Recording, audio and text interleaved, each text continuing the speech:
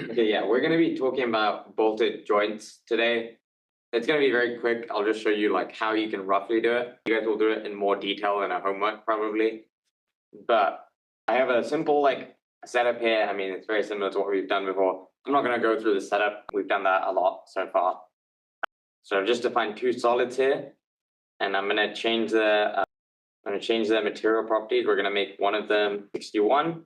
And then the bottom one, we're going to make 75. Okay. And now what we're going to do is we're actually going to define a bolted joint between these two plates.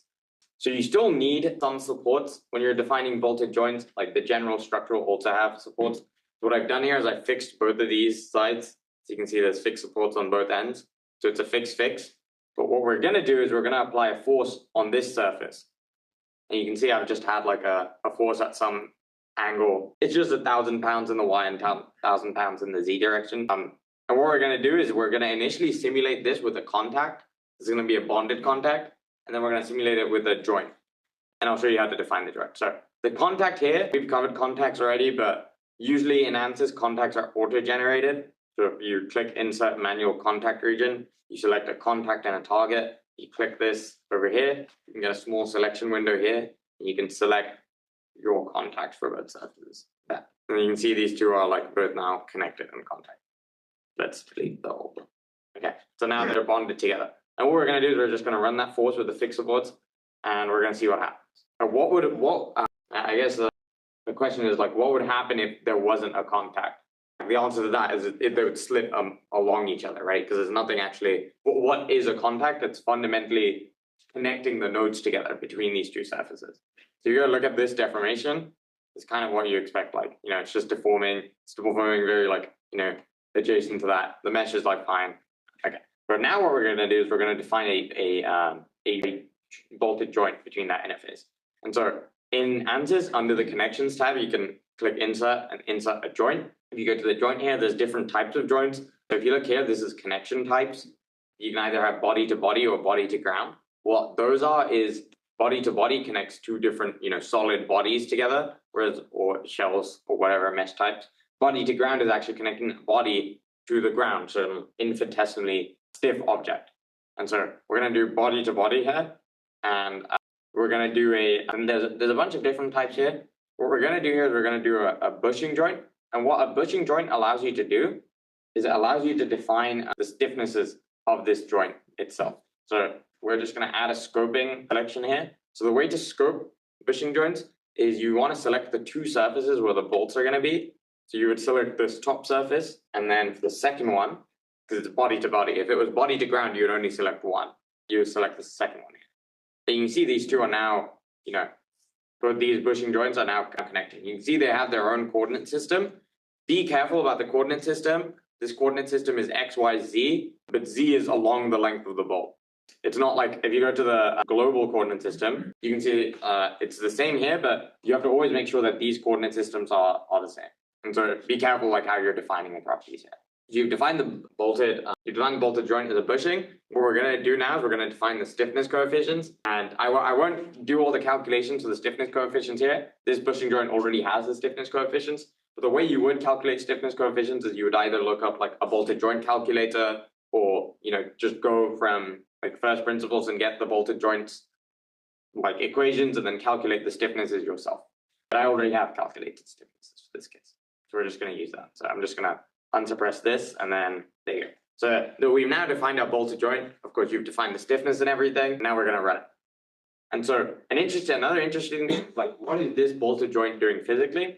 I think there's a good way to visualize this. Let me see if I can do that. I think it's under solution. I wanted to show the spider diagram. I pulled it up for the other one. Let's run it first and see the result. So what I'm going to do as well is I'm going to also define a joint probe. And what this joint probe is you're basically getting your results from the new bushing that we've defined. So in this case, it's a bolted joint. So we're just going to get this joint probe, and you can see its coordinate axis. And what we're going to do is we're just going to swap. You can see you're getting an error for a warning, at least, that we're not using large deflections. That's fine. It's not deflecting a large amount. If you were doing nonlinear bolted joints, you would want large deflections on. Also, you'd probably want nonlinear properties, similar to the lecture done last time. And so what you can look now is you can, oh wait, mistake. I think I left the contact on. I'm going to suppress that. Otherwise, that bolt's joint ain't doing anything. Okay, I suppressed the contact. That was a mistake. Okay, there you go. And now what you can see is, you can see distinctly these two plates are not deforming the same amount, right? Because they are two different plates and they're not just, the nodes aren't just connected, right? They're both different. If I really exaggerated the scale, you can kind of see they're deforming different amounts. And so right now what it seems like is it's deforming within it.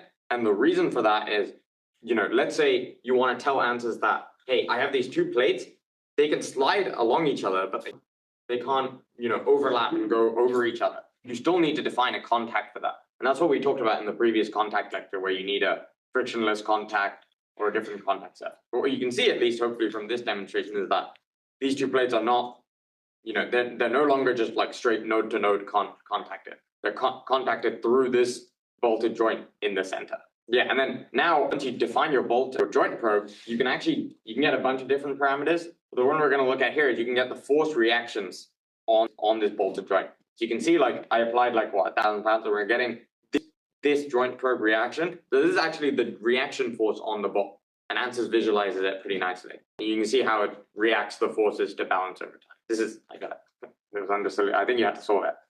This is physically what's happening, right? You can see it's defining, this is called like a spider diagram, similar to an RBE2 and RBE3, if you guys know what that is. It's slightly different because this is a bushing, like a bushing element type. We probably won't talk about those in this class, maybe in 585. But physically, this is how the bolted joints are connected. You can see they all connect back to a central node, but then this central node connects to both these plates. This model is a distribution. So in one side you get compression, the other side you get a gap on the bolt itself. I don't know if it does. I'm not sure. Yeah, I don't know if Professor, if you want to add anything on bolted joints. Yeah, so bolted joints, I think you covered it very well. So typically that analysis that you see here will also include contact to prevent the over penetration of one element to another. He didn't cover that here because he's done it in the past. But with bolted joints, if you take the next course, you'll learn that bolted joints come with a lot of different failure mechanisms. And as I discussed in this very course, at the very beginning of this course, when I covered all the different failure modes that can occur, I told you that bolted joints was one of the top. Why? Because it seems the simplest, and I think we pay the least attention. But here you have multiple failure mechanisms that can occur.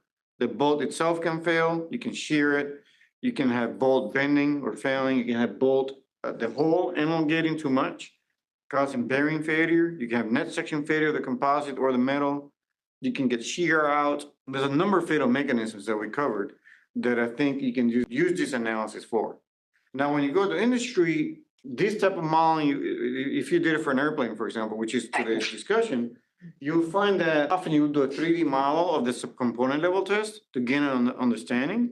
But when you look at a global finite model, typically these kinds of connections will be modeled with shell elements, not 3D. So that's kind of what we try to do.